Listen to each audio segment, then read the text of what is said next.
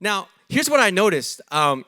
Amazon is so good. Like, I don't want to look at how much. When Amazon tells me that I've saved thousands of dollars, then I'm like, oh my gosh. That means I've spent tens of thousands of dollars. But there's something that Amazon has tapped into, and it's our desires. Now, there was a time that when you went shopping, people primarily, I know this sounds crazy. This might even sound revolutionary. But people would only buy things that they needed. Like you had two shoes. You had your work shoes and your like not at work shoes, right? You just had two shoes. Now we've got like 10, 12, 20, 50, higher? No, it's like, I'm sorry, I didn't mean to call anyone out. But like, it's just tapped into this desire. Like, you know, when I talk to my students, I'm a teacher, and I talk to my students and I'm just curious, like, hey, how many of you guys actually have a list when you go shopping? And they just look at me like, what, a list? I was like, so tell me about your shopping experience. And they go, well, my dad gives me money, and I meet with my friends, and we go shopping. I'm like, okay, so do you know what you're going to get ahead of time? They're like, no, but we have money. So we just go and we go, we're going to buy something. I don't even know what it is, but this $30, take it from me. Take it from me, right? Like, it's no longer of like I need this, so I'll go to this store, buy that thing and leave. It's like I want something. I don't even know what I want, but I must buy it. Like marketers and advertisers have really tapped into something in our human condition of this incessant need to just desire. In fact, so many of us think, if I get what I want, then I'll be what? Happy. The reason why I'm not happy is because I don't have what I want. And if I had that, I'd be happy. Have you ever had a time where you actually got what you wanted or thought would make you happy? And maybe it did make you happy, but did it keep you happy? Or are there other things now you're convinced, but I still need that to make me happy? We're consistently always wanting and desiring. The human experience seems to be one of trying to fulfill our desires. I believe that if I get what I want, I'll be happy. And when I don't get what I want, I'm angry, I'm disappointed, I'm frustrated. When I don't know what I want, I'm angry, bitter, disappointed, frustrated. Anyone been there when you don't even know what you want? Isn't that the most frustrating place? When someone goes, what do you want? And you're like, I almost even sometimes get hostile. I don't know what I want. Don't ask me that. Like, I'm sorry, I just want no super salad. Like, what do you want? And I'm like, oh, I'm sorry. There's a crisis going on in my head. So much of our daily human experience revolves around our relationship to desire. So do the scriptures have anything to offer us of how do we relate to our human desire? Now, maybe some of you are thinking, I've been to church before. The answer from the Bible is no. Desire? No. God out? No. Well, in Judges 14, let's turn. It says, one day when Samson was in Timnah, one of the Philistine women caught his eye. Well, I looked at my wife, she's ignoring me, but that's okay. When he returned home, he told his father and mother, a young Philistine woman in Timnah caught my eye. I want to marry her. Get her for me. Now, I've heard dating, it's been a while since I've dated, but I've heard dating's kind of hard. Try this. Go to your mom and dad, point at someone and say, get her for me. Get him for me. Someone turned that into an app. Get him for me, right? And then it's like you just click on that picture's profile and then everyone that knows that person just gets them for you. Well, that's what he did. Now, also back then, it was a little different. There was no dating, right? So families, your parents would get together and they would kind of negotiate and arrange a marriage between two groups. And so there was some of that of like the parents are supposed to initiate it. But we see here that Samson is not waiting for his parents to initiate it. He's the one instructing and commanding his parents, get her for me. Another thing that I noticed was that he's in Timnah. Now, a week ago, I had no idea where Timnah was. But Timnah was actually a town where the Philistines lived. Samson was an Israelite. The Philistines were the people who were oppressing and ruling over Israel at this time. And so his father and mother objected. Isn't there even one woman, just one, Just one woman in our tribe. Now in Israel, there are 12 tribes. So like in our tribe, isn't there one? You know what? They said, forget about our tribe. What about among all 12 tribes? All 12 tribes. Isn't there one woman that you could marry? Why must you go to the pagan Philistine to find a wife? But Samson told his father, get her for me. She looks good to me. I'm sure it was he saw her doing something really kind for someone or helping an old lady pick something up, right? There was something he saw about her character and her heart that said, she's the one. Get her for me. Right, fellas? Okay. Okay, only one smart guy. And again, you go, amen. All right. You know, I remember a time when I was younger and I was like, I want to move to the creative capital of the world, Los Angeles, right? And I want to be around creative people and film and photography and I want to go there and I want to be in that scene. And so I moved to LA and I was part of a church. And at this church, it was like all the beautiful people in the world had decided I want to move somewhere and feel insecure. And so they all moved to LA and then they came to this church, right? And then I go there and I'm like, I guess I'll just be in the parking lot. Can I even come inside this church? And the funny thing about this church was, yes, everyone was young and good looking and attractive. And they all wanted to date and get married, but no one was really dating each other. But they all wanted, or at least said they wanted to get married and all those things. And one day the pastor just kind of had a talk with us. And he's like, I look around and y'all are so beautiful and attractive and from wherever you came, and all of you are like actors and actresses / waiters and servers and whatever, funding the work, right? It's part of the struggle. It's part of the struggle. He says, but I see something here, and I just want to speak to it for a moment. And he said, and I'll never forget it. He said, a lot of you are sitting here, and you want to get married, but the person you're looking for is the person that you can have sex with all night long, and you won't get bored with them. No one? Okay. All right. Something like that, right? Right? And I was like, I'm in the parking lot saying, amen. That's me. Anybody else in the parking lot here? Nope. Okay. All right. So I'm like, yeah, okay. You called me out right there. He said, but when you get married, you should actually look for someone that you can talk to all night long. Because I've been married for 30 years, and you'll do a lot more talking than anything else. All night long is just a song. All right? There you go. Unless you're talking. The married people are laughing. The married people are not. Okay. Anyway. So it's true. It's true. All right. So Samson. But he's not concerned about that. He's just like, ooh, I like what I see. So he says, Father, mother, get her for me. Now, his father and mother didn't realize the Lord was at work in this, creating an opportunity to work against the Philistines who ruled over Israel at that time. Now, when I read that, I thought that was a little bit interesting. I felt a little bit of tension inside because I'm like, wait. Now, God had made it clear to the Israelites, don't intermarry with the other groups. Now, some people took that to say, hey, there should be no interracial marriages. There should be no intermingling.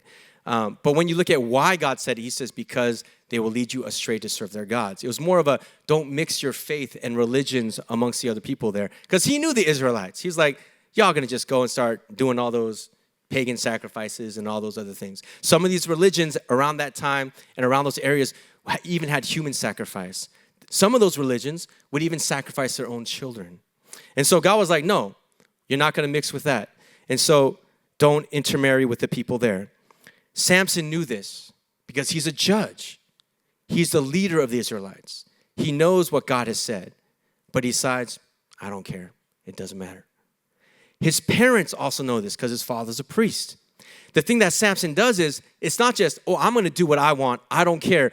Don't come to the wedding. No one wants you anyways. Can you still pay for it? But don't come. I'm going to marry her. No, what he says is, I'm going to make you a part of this. I'm going to make you violate your own values and beliefs and convictions, and I'm going to make you complicit in what I want. Go get her for me. Samson, it says one day he was in Timnah. Timnah was a town where the Philistines lived. What is he even doing there? And while he was there, a Philistine woman catches his eye. And he says to his parents, go get her for me. Now, God is all powerful, but he doesn't control us. Like, being a parent really showed me how much I like control. I thought, I'm just a chill guy. I'm just a chill guy. And then I had kids. I am not a chill guy. I'm like, why is that shirt on the floor? I mean, my shirts are on the floor, but that's okay. But why is that? Pick it up. Wait, 3 minutes ago, I asked you to pick it up. Why is it still on the floor? Why is that still on the floor? Like, I am not a chill. I realized I have a lot of control issues that came out that showed themselves in parenting. But God, and I'm more powerful than my children, not just physically, but I'm smarter. I've got money. I've got, things, right? And my wife's on my side, so we're like a tag team duo, double the power. But God, who's all powerful, doesn't seem to feel the need to control us. Like the moment you step out of line and do something wrong, it's not like, whew, a hammer from heaven falls on you. When people say, well, if God's alive, strike me dead right now. I'm like, I mean, it has happened. It has happened. But so many times more than not, there seems to be a lot of patience from God. God's all powerful, but doesn't feel the need to control us. And while he will use our mistakes, he doesn't excuse it. Just because it's working doesn't mean it's right. God has always used flawed people for human flourishing. As Samson and his people were going down to Timnah, now his parents are going down to Timnah. They're like, why are we going to Timnah? I don't even know. He's our only kid. Are we going to Timnah? So they're going down to Timnah. A young lion suddenly attacked Samson near the vineyards of Timnah. At that moment, the Spirit of the Lord came powerfully upon him, and he ripped the lion's jaws apart with his bare hands. He did it as easily as if it were a young goat. And when I read that, I was like, I don't think it's easy to rip apart a young goat. But then I also thought, back then, they probably didn't have all the chemicals and preservatives in their food. They were probably like eating paleo, and they were just like strong. And so as easily as a young goat, he rips the lion's jaws apart. And when Samson arrived in Timnah, he talked with the woman and was very pleased with her. Now, judges. Samson is a judge of Israel. Here's what happened. The Israelites were in Egypt. There was a Pharaoh. Moses delivered them out of Egypt. God used Moses. After Moses, they're wandering in the desert. Moses' successor was a man named Joshua. Joshua was also a military leader, but he was also a great, he was a man after God, would stay in the tent seeking God, seeking God's presence. But after Joshua, there was no clear successor. And the people would waver. Joshua even had to say, choose who you're going to serve, guys. Either serve God or serve somebody else. As for me and my house, we will serve the Lord. Like the people were already wavering between serving God and the other idols. So Joshua dies. After Joshua, there was no successor. So the people of Israel would start to worship other idols, and then God would say, hey, if you want to worship the other idols, then I'm removing myself. When he removed his protection, they would become enslaved and oppressed by other people around them. And then what would the people do? Like you and I do. God, help! God! I swear, what if you get me out of this? Never again, God. I promise. Just help me, God. Please, I'm begging you, God. I know I messed up. That's what the people of Israel would do. And what would God do? He would send a deliverer. And that deliverer was often a military leader who would come and deliver the people. And once the people were delivered, they would go right back to their old ways, and the cycle would repeat. There were so many judges that came. Some of the most famous judges were Deborah. Deborah was a prophetess in the Bible. She would hear from God, and she would instruct the military leaders what to do, set the people free. After Deborah, there was another judge that God sent. His name was Gideon, if you've ever heard that story. Now, Gideon, he fought against the army with 300 men, the real 300, right? And after that battle, but here's the thing about Gideon. He built an idol out of the gold. What? And after he died, the people of Israel started worshiping the idol. He's a judge of Israel. He was only the 5th judge. And people are already starting to make idols and worship idols. Like you see that judge after judge comes to deliver, but as the people keep going back to their old ways, the quality of the judges deteriorate. The nation starts to deteriorate. And it's almost like every time they keep going back to the sin, they continue to deteriorate as a nation. There's a judge named Jephthah. Now, Jephthah was like a thug. He had a chest tat, right? He was just like, he was like a scary guy, almost like a mafia type guy. So it's no longer like this guy who's praying and seeking God, or Deborah the prophetess. No, he's just a man. He's just a thug. God uses him to deliver the people. Now, Jephthah says this, God, grant us victory against our enemies. And when I come back, I will offer to you the first thing that I see. So they go, they have a victory. And when he comes back, you know what the first thing is that he sees? It's his daughter. And he says, oh, daughter, why? Why? I made a vow to God. Now I need to offer you as a sacrifice. That's what the neighboring people did, because they thought their gods wanted human sacrifice. Even the judges of Israel did not know God's character anymore. They should have known God doesn't want human sacrifice. Even the judges of Israel didn't know what God wanted anymore. That was Jephthah. He was the 9th judge. So by the time we get to Samson, who's the 13th judge of Israel, we're in a fallen state here. Things are not looking good. God chooses Samson to be the deliverer. An angel of the Lord appears to his parents and says he's going to be a Nazirite, which means he's going to be set apart. Now, Nazirite, when they took a vow, it was usually only for a short period, maybe a month or 2 weeks. They said for his whole life. So no razor should ever touch his hair. Now, he had 7 braids. I didn't know that. And I don't know how he wore it, but 7 braids. Never cut his hair, right? I mean, anyway, never mind. Okay, anyway, never mind. You'll never know. You'll never know. Usually, I don't have a filter, but you'll never know. 7 braids, no razor cutting his hair. And also, he was supposed to touch no unclean thing, no dead thing. And the last thing was what? No drink, no alcohol, no fermented. And then when you looked at it, it was even more than no fermented drink. He was not even supposed to go near any grapes. He said no grapes, no raisins, not even the vine of the tree or the husk or the kernel. I didn't know grapes had kernels, but apparently they do. Now, Samson is now the judge of Israel, but he's hanging around Timnah. Not only is he hanging around Timnah, it seems like he seems enamored with the Philistines. Like he hates them, because if you read later on, he kills a lot of them. But at the same time, he's like enamored. Like maybe it was like this, I want to be just as powerful as you. I see what you all are doing. You're oppressing these people. I want to be just like you, powerful like you. There's something of him that hates them, but wants to be just like them. Now, he's involved his parents. He's disobeying God. He won't take counsel from anybody. Have you ever had someone come up to you and they're saying like they need your advice, but you're like, wait, hold up. You've already made a decision, haven't you? You just want me to co-sign, but you're already going to do what you're going to do. I mean, that was Samson. Like no one could tell him anything. He just already knew. I've already made a decision. I'm submitting it to you for your approval. I've already decided. As Samson and his parents were going down to Timnah, a young lion suddenly attacked Samson near the vineyards of Timnah. At that moment, the Spirit of the Lord came upon him powerfully. He ripped the lion's jaws apart with his bare hands. He did it as easily as for a young goat, but he did not tell his mother or father about it.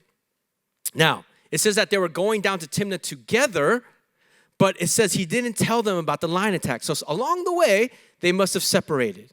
Now, maybe his parents got tired and they said, Samson, we're not young and strong as you, so we're just going to sit here for a while. And you know, maybe he could have waited with them. But I kind of think Samson purposely separated himself from them. Because where does the lion attack him? Near the vineyards. That's actually a place he shouldn't even be around. Those grapes, they so round and juicy. Not for you, Samson. Not for you. But what about this one grape? It fell down and it got tired and it withered. It's a little raisin. Not for you, Samson. None of those grapes are for you. But he's wandering around the vineyard. Bible doesn't say this, but just judging from what I see in the whole story, I think Samson had a sweet tooth. I think he was like, I've been down this way before. I know my way to Timnah. There's a nice little vineyard. It's got some grapes. I like those clusters. I like fruits that are clustered. You know what I'm saying? And so he's like, Mom, Dad, I'll tell you what. I got a lot of energy, you know, the Spirit of the Lord, you know what I'm saying? So I'm going to run. I'm going to run ahead of you, and I'll meet you there, okay? I'll meet you there. And I think he was going there to just, you know, grab a few grapes. Just pop them in. And he's probably done this before, maybe when he was a kid. And he's like, nothing happened. Spirit of God is still with me. My braids still shine. God's still with me. Nothing's happened. That little bit of compromise. You know, when it comes to our desires, culture will say, indulge. Treat yourself. Why? You deserve it. That's why. No one knows the stress you're under. No one knows how hard it is. Indulge. But indulging goes beyond treating yourself. It's a limitless, pleasure-seeking, overwhelming intoxication over and over and over. Indulge yourself. And then we'll create all sorts of rules to make ourselves feel better. Look, but don't touch. Right? Drink to get buzzed, not to black out drunk. As long as I'm not hurting anybody. As long as I only lose what I can afford. We create all these sorts of rules to justify our indulgence. Indulge. We all, at some point, have had a vineyard in Timnah. A place that we go to when life becomes either too boring or too painful. A place where we feel like we just need to escape to for a little bit before we can get back to our own lives. And it's often a place of compromise. But what happens in that place? There's a lion. A lion jumps out. Now, when the lion jumps out, it says that the Spirit of the Lord comes upon Samson and he rips this lion apart. Now, nowhere else in the scriptures, maybe it happened, but this is the first place I believe, and now we have someone that wrote a book about it, so you can correct me if I'm wrong. This is the first place I believe where it says the Spirit of the Lord came upon him and he had a display of supernatural power. I don't think Samson knew this was his power. This was like that superhero movie where all of a sudden they describe they can run as fast as the speed of sound, or they can fly, or they have superhuman strength. He rips this lion apart because the Spirit of the Lord comes upon him, and imagine the adrenaline of like, ah, ah, and maybe he's like looking for the other lions. Come get me! Ah! Like he's just filled with adrenaline. He's like, I need grapes. Like who knows what's going on, right? Like he's just like, look, and he's feeling that adrenaline, that addiction of winning. Like he's not even thinking like what am I doing in this vineyard? Whoa, I'm eating these grapes. Like, whoa, like I told myself it's not as bad as drinking. But these grapes, I know I shouldn't be touching these grapes. I shouldn't even be here in this vineyard. I shouldn't even be in Timnah. I shouldn't be marrying someone who's not part of it. Like, but instead of that, he's probably like, ah! Because winning is so addictive. The hardest thing to do is to listen to someone when you're winning. Like success blinds us. Now, if you take the snapshot of Samson's life, I just killed a lion. These grapes are delicious. I'm gonna marry that beautiful woman that I want. Everything in his life is going the way it should. The snapshot. But if you look at the trajectory of his life, the lion wasn't the danger. The vineyard was the danger. See, God will deliver you from the lion. He will not always deliver you from the choices and the consequences of your own actions. That lion should have been a wake-up reminder of, God, what am I doing? Sober me. Bring me to my senses. Thank you, God. I could have totally destroyed and wrecked my life. I thought these grapes were worth it. I didn't realize these grapes would cost me my life. God, you saved me. I just thought about how juicy and sweet they were. I didn't know that later on my eyes would be gouged out. God, you saved me. But he didn't do that. He just thought, look at my life. I'm untouchable. I'm winning. The danger is when you're winning a battle you should never have been fighting. Don't just look at the result. Don't just look at if you're winning. Are you where you should be? Are you where you're supposed to be? So powerful but undisciplined. So much strength but no restraint. Could tear a lion in half but had no self-control. Eventually, at the end of Samson's life, he is captured and betrayed by a Philistine woman. His head is shaved. He thought his power was in the hair. Maybe it was. And they gouged out his eyes. His eyes had always brought him what he wanted. He saw it, he liked it, he got it. He saw it, he wanted it, go get it. Gouged out and taken from him. So what do we do with our desires then? If we just indulge ourselves and it leads to destruction, what other choice do we have? Yeah, I knew it. You're trying to paint me into a corner. suppress. Just stuff it deep down in a little box. Oh, grapes, you're going to get buried. Just stuff it down. But here's the thing, when you suppress a desire, it feels like it gets stronger. Like, have you ever tried wrestling yourself? Some of you nodding your heads. That's weird, okay? But it wasn't meant to actually be a question. But okay, yeah. But I get you. Actually, yes. Like, wrestling yourself in terms of wrestling your desires, not physically. You get tired. You get tired. Here's what happens. You suppress, you start to get resentful. Oh, look at them. God, I don't see the benefit of this. They seem to be enjoying themselves. You get resentful, you get bitter, you get tired, and then you indulge. You indulge and you indulge, you indulge. You hit a point where you feel gross or disgusted with yourself or guilty and ashamed, and then you come back here to suppress. And it's just like this never-ending cycle of guilt and shame and hiding. And it's just so tiring that some people, like, you don't even want to do the whole religion game anymore. You're like, I don't even want to go to church anymore. I'm just tired of this cycle. Like, I can't do it.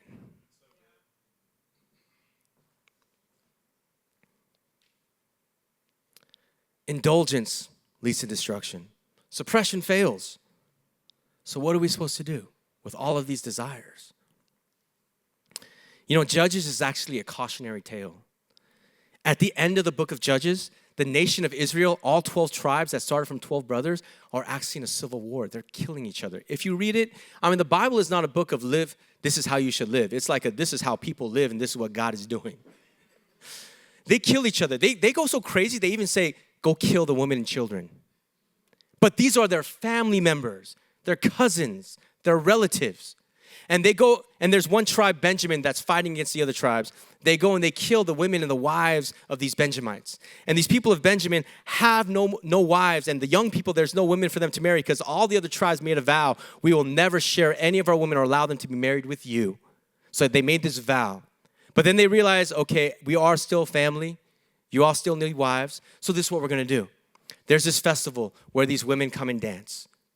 And this is what you do, men. Go hide in the vineyard.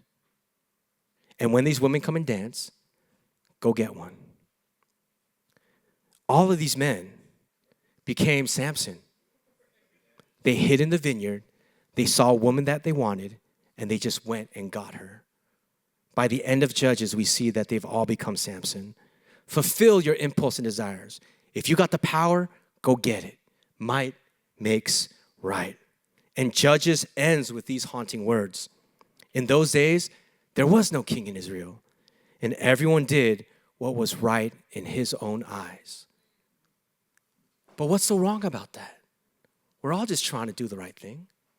What's so wrong with trying to do the right thing? In a world where everyone does what's right in their own eyes, it often leads to exploitation, abuse. The people with power do what's right in their eyes and take from those that don't. Failed and corrupt judges and leaders should point us to Jesus. Samson at the end of his life says this. Spirit of God has left him. He thought his power was in his hair. His head has been shaved. His eyes has been gouged out. His captors are tormenting him and parade him out in front of a feast. He puts his hand between pillars and he cries out to God. And in the scriptures, it's interesting because he only prays to God twice in the whole story. Once when he says, God, I'm thirsty. Do you want me to die? And the next is this prayer when he says, God, give me strength one last time so that I can die with my enemies. That was Israel's judge. But Jesus, who's actually the judge and the king, denied himself and said, God, give me the strength to die for my enemies. And he gave himself on that cross. That's why I can trust him with my desire. And the way of Jesus is this. He said, deny yourself, Take up your cross and follow me. The world says indulge. Religion says suppress. But the way of Jesus is surrender. It's Jesus. These are my desires, the good and the bad, the mature and the immature, desires that I'm proud of and desires I'm ashamed of. But these are my honest desires, God. But I deny them and I surrender them to you. And I can trust you because you are the king who let himself be killed for his enemies. So I can trust you, God, with my desires. Now, we're in a time of Lent. We're coming up to Easter, which is celebrating the resurrection of Jesus. And the church all across the world for hundreds of years has practiced something called Lent, where for 40 days, they would deny themselves and they would give something up. Now, for me, I decided to give up DoorDash. As my kids, it's bad when your kids rename it and they call it Dad Dash. That's when I was like, babe, I got a problem. And every time my wife is not home, they're like, Dad Dash. I'm like, fine. I got some credits. Here's what I realized. Even this week, I was on DoorDash and I wanted some brisket. And so I went to Horn Barbecue, brisket sandwich. They can deliver it in 59 minutes. I got to order 2 because if I order 1, the fees are not worth it. And so I'm going to order 2 for myself. And I said, no, wait. I'm in Lent. I have the power to do this. It's not necessarily wrong, but I'm going to deny myself right now. And here's what I realized. When I Dad Dash, and it's so bad, I go on my app and it says, here are your favorites. And I'm like, there's so many. It's like, how do you know me so well? Here's what I realized. I order on Dad Dash what I want, and it comes, and I eat it. It's not as good as I wanted. And I'm like, I should have ordered something else or more of something or this or that. And so next time, I'm going to order 2 things. I'm going to order Horn Barbecue and pho because, got to cover all my bases. And I realized the more I indulge my desires, the less I actually delight. It dulls my desires. The more I indulge, the duller my desires come, and nothing seems to really satisfy, and I don't even know what will satisfy it anymore. But when you begin to deny your desires and you surrender them to God, you actually begin to become able to delight. There was someone who said, you don't know how to feast because you don't fast. God, I trust you with all my desires for a future spouse, my career ambitions, my sexuality, my finances, the areas where I feel like no one else will get it for me. I need to get it. God, I trust you and I surrender to you. This week's invitation is to give up something for Lent. It could be a meal once a week. I've also given up shows and TV, and I indulge in a lot of entertainment. Praise team, you can come on up. But I'm always on YouTube, and I'm trying to watch the next thing. My wife will look at me. She's like, you're watching something, but why do you have 2 other tabs open with things you're going to watch next? And I was like, oh, it's because this thing that I'm watching is not quite satisfying this desire. I'm still searching. The algorithm has not yet been able to figure out what my soul is craving.